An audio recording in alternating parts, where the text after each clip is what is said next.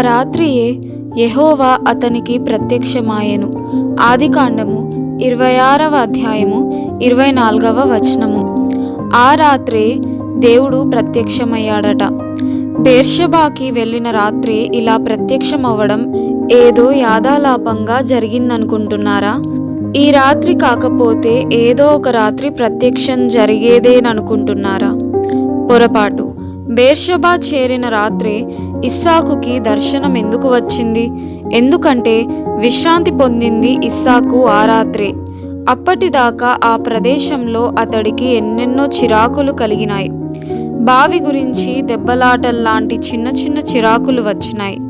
చిన్న చిన్న విషయాల గురించి పోట్లాటలంత చిరాకు మరేదీ లేదు.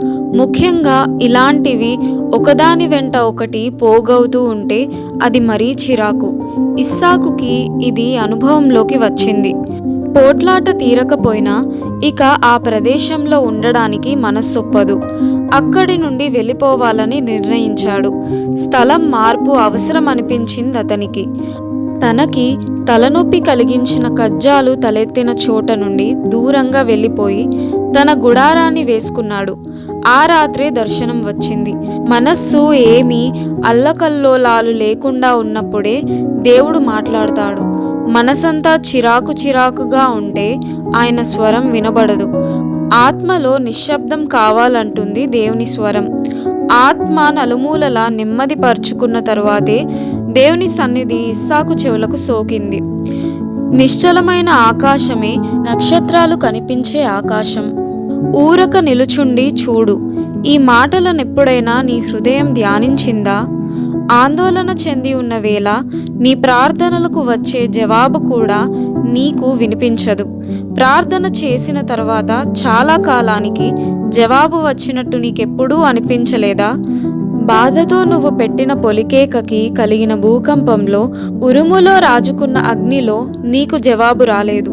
నీ ఆక్రందనలు అంతమయ్యాక, నిశ్శబ్దం అలుముకున్నాక, నువ్వు తలుపు తట్టడం చాలించుకున్నాక, ఇతరుల గురించిన నీ ఆవేదనలో నీకు కలిగిన దుఃఖాన్ని నువ్వు మర్చిపోయిన తరువాత నువ్వెప్పుడో ఎదురు చూసిన జవాబు వస్తుంది.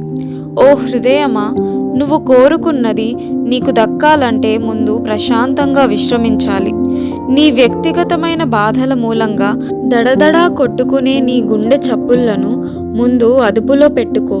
నీ జీవితంలో రేగిన తుఫానును మర్చిపోయి నీ తోటివారికందరికీ కలుగుతున్న కష్టాలను గురించి పట్టించుకో.